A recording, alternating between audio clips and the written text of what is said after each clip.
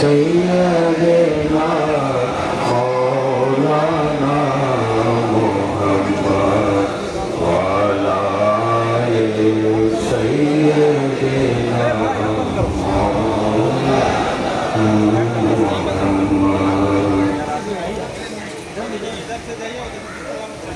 کی محمد سے وفا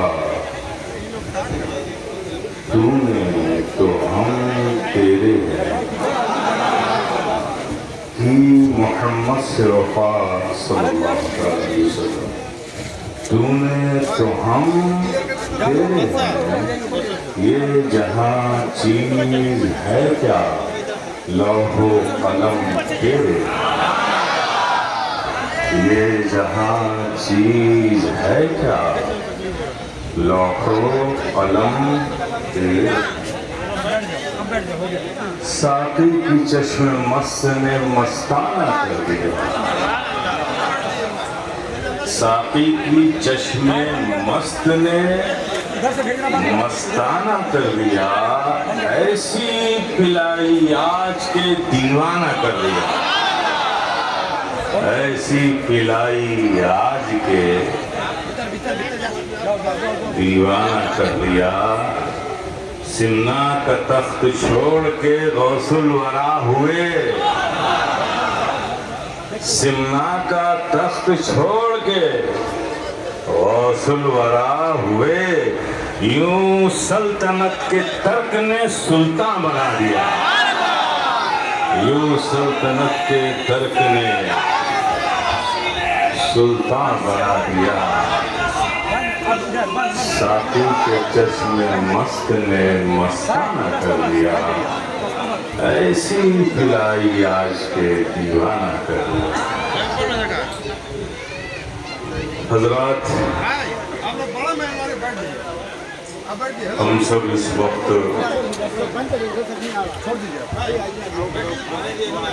جمعہ کی نماز کے لیے یہاں حاضر آئے ہیں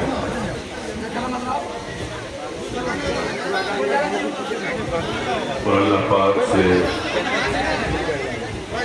محبوب پاک صلی اللہ علیہ وسلم کے صدقے اور محبوبین کے صدقے اللہ کے دعا ہے کہ اللہ پاک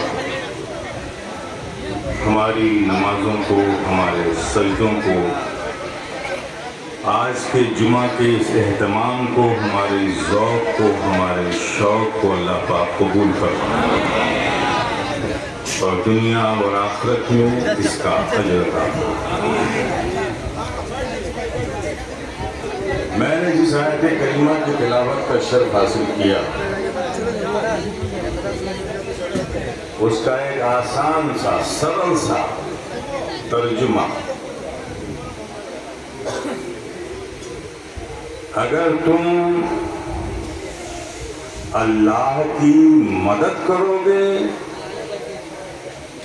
تو اللہ تمہاری مدد کرے گا اور تمہیں ثابت قدم رکھے گا اسٹیبل رکھے گا۔ اب جو اس آیت کا جو لفظی ترجمہ ہے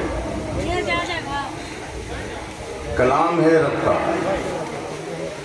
اور اس کا جو شبد ہے اور شبد کا جو ٹرانسلیشن ہے وہ ہمیں حیرت میں ڈالتا ہے۔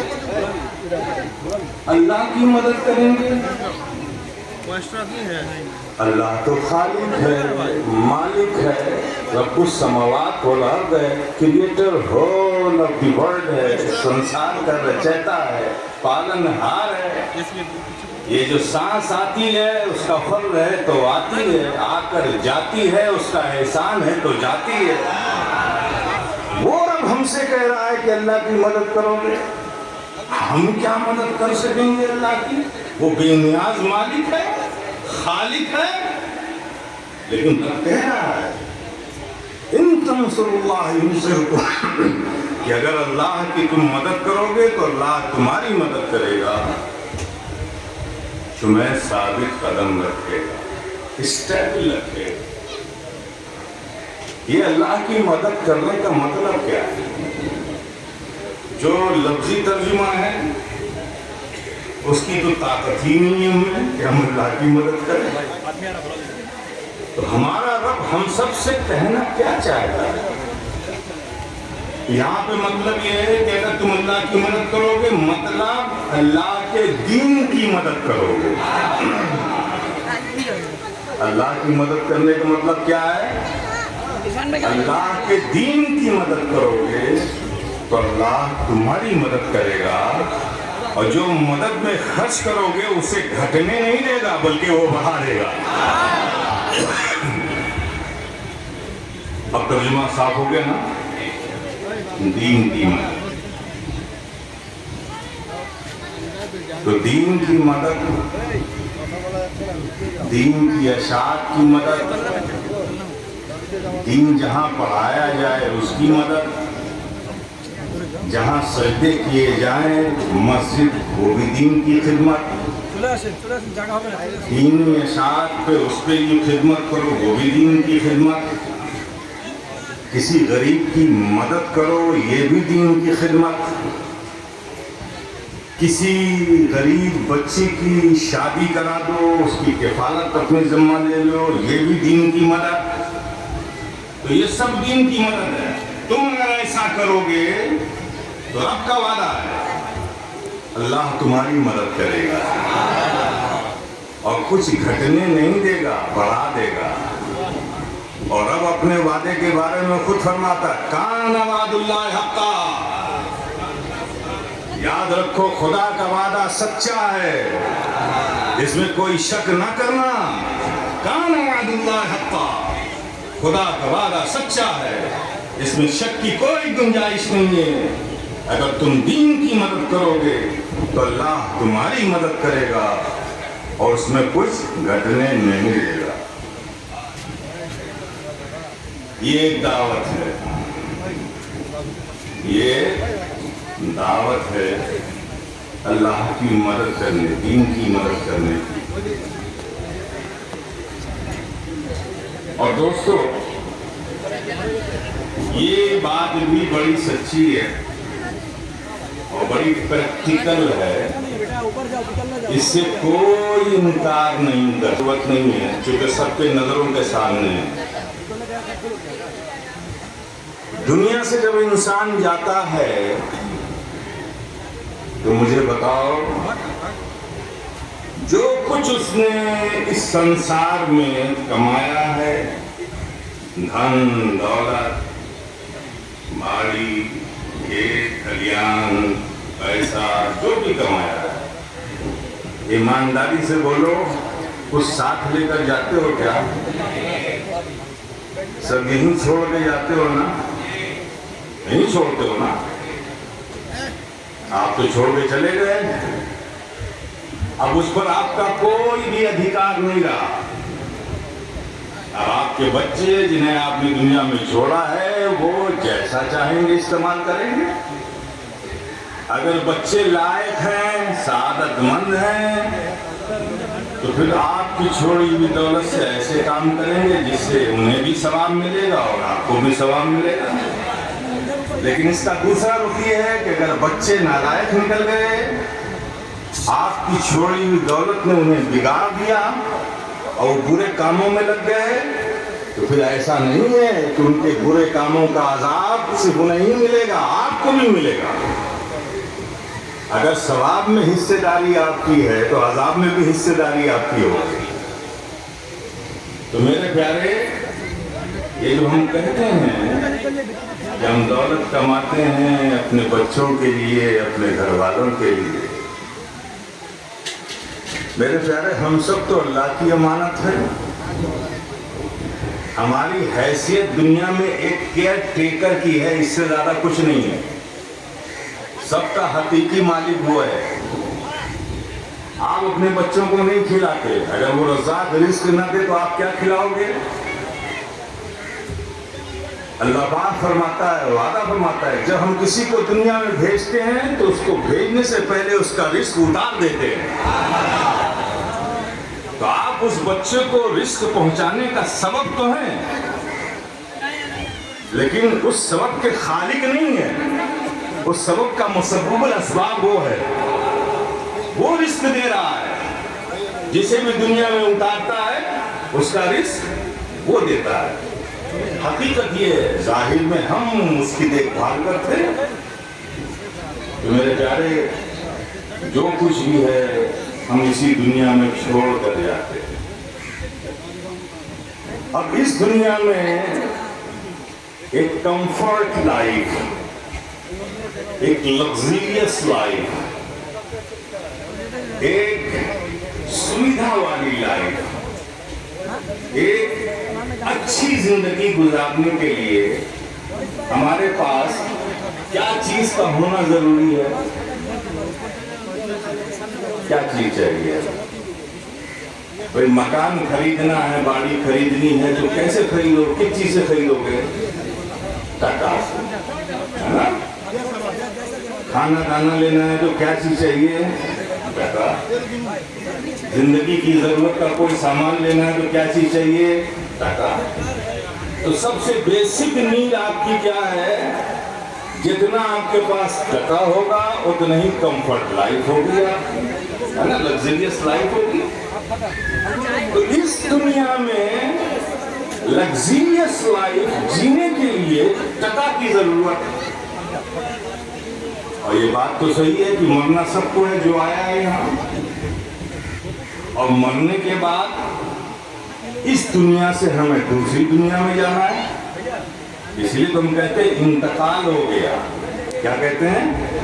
فلاں کا انتقال ہو گیا، یعنی ایک جگہ سے دوسری جگہ وہ ٹرانسفر ہو گیا، ایک جگہ سے دوسری جگہ وہ ٹرانسفر ہو گیا۔ اب اس دنیا میں جب تک تھے ہم تو ہمیں ٹکا چاہیے تھا، اس کرنسی سے ہم دنیا میں اپنی لائف کو لگزریس لائف، سویدھا پورن لائف، اچھی زندگی گزارنے کی طاقت رکھتے تھے۔ لیکن اس دنیا سے اس دنیا میں جب ہم جا رہے ہیں تو وہاں پر اچھی لائف گزارنے کے لیے بھی پیارے ضرورت ہے کرنسی کی،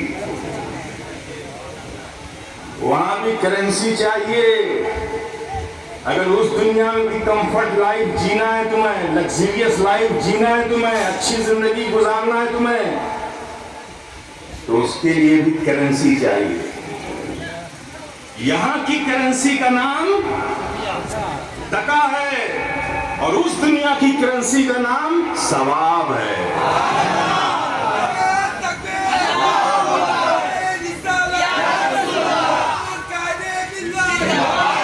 ثواب ہے۔ اب جتنا تم نے ثواب یہاں اکٹھا کیا ہے نا، وہ سب جمع ہے۔ جب اس دنیا سے اس دنیا میں جاؤ گے تو جتنا تم نے جمع کیا ہے وہ ثواب کرنسی جو ہے وہاں کام آئے گی۔ اب جتنی کرنسی تم نے ثواب کی شکل میں جمع کیا ہے اتنی وہاں کمفرٹ لائف ہوگی۔ اب سوال یہ اٹھتا ہے کہ ہم ثواب کی کرنسی حاصل کیسے کریں؟ میرے پیارے، بہت آسان ہے۔ آپ امریکہ جاتے ہو تو آپ کا ٹکا وہاں چلے گا کیا؟ وہاں کیا چلے گا؟ ڈالر۔ کیا کرو گے؟ ٹکے کو ڈالر میں ایکسچینج کرو گے، اور اس کے لیے کہاں جاؤ گے؟ ایکسچینج کاؤنٹر پر جاؤ گے۔ وہ آپ کو چٹگام میں ملے گا، ڈھاکہ میں ملے گا، بڑے شہروں میں ملتا ہے، چھوٹے شہروں میں تو ایکسچینج کاؤنٹر ہوتا نہیں، آپ کو جرنی کرنی پڑے گی۔ تو اب جتنا ٹکا یہاں آپ دو گے اتنا ہی ڈالر آپ کو ملے گا، اور جتنا ڈالر آپ کے پاس ہوگا اتنا ہی کمفرٹ لائف آپ یونائٹڈ اسٹیٹ آف امریکہ میں گزار سکتے ہو۔ جتنا ڈالر ہوگا اتنا اچھا مکان خرید سکتے ہو، اتنا اچھا بزنس سیٹ اپ کر سکتے ہو۔ تو اب جتنا ڈالر تمہیں چاہیے اس کے بدلے میں یہاں اتنا ٹکا دینا پڑے گا، ہے نا؟ بس یہی سسٹم یہاں بھی ہے۔ اگر تم چاہتے ہو کہ اپنی کمائی ہوئی دولت کا چاول بھات جسے کہتے ہو آپ کا، اس کا ایک دانہ بھی چھوڑ کر نہیں جانا چاہتے، سب اپنے ساتھ لے کر جانا چاہتے ہو تو لے کر جا سکتے ہو۔ لیکن شکل یہ نہیں کہ گٹھری باندھ کے کور میں رکھوا دو، ایسے نہیں جائے گا. لیکن ایک دانہ بھی اگر تم لے کر جانا چاہتے ہو تو لے کر جا سکتے ہو. اس کی شکل کیا ہوگی؟ یہاں بھی تمہیں ایکسچینج کرنا پڑے گا. جو کچھ بھی تم لے کر جانا چاہتے ہو اس کو ایکسچینج کرنا پڑے گا. ایکسچینج کرنے کے لیے کہاں جانا پڑے گا؟ تم کو ٹکا اور ڈالر ایکسچینج کرنے کے لیے بڑے شہروں میں جانا پڑتا ہے. اللہ نے ایسا اچھا انتظام کیا کہ ہمیں کہیں جانا ہی نہیں. یہ مدرسے ایکسچینج کاؤنٹر ہے، یہ مسجد ایکسچینج کاؤنٹر ہے، یہ دین کی اشاعت ایکسچینج کاؤنٹر ہے، یہ غریبوں کی مدد ایکسچینج کاؤنٹر ہے، یتیموں کی کفالت ایکسچینج کاؤنٹر ہے، غریب بچوں کی شادی کرا دینا یہ ایکسچینج کاؤنٹر ہے میرے پیارے. اور یہاں ایکسچینج کاؤنٹر پہ دنیاوی پیسے کے ایکسچینجر جو بیٹھے ہوئے ہیں نا وہ 0.1-0.2% کی کٹنگ کر دیتے ہیں. لیکن یہاں جو ثواب میں ایکسچینج کرنے والے ہیں وہ کوئی انسان نہیں ہے، وہ فرشتے ہیں. وہاں کمی کا کوئی سوال نہیں اٹھتا، بلکہ جو ٹکا تم نے دیا اس کے بدلے جو ثواب ہوا وہ تو دیا ہی دیا، اور اچھی نیت سے دیا، محبت سے دیا، خلوص سے دیا، اللہ کی رضا کا جذبہ رکھ کے دیا تو بونس بھی دیتے ہیں. ساتھ میں بونس بھی دیتے ہیں. تو میرے پیارے آج جس خانقاہ میں آپ بیٹھے ہوئے ہیں یہاں بھی دین کی اشاعت کا کام ہو رہا ہے. بہت کچھ بچوں نے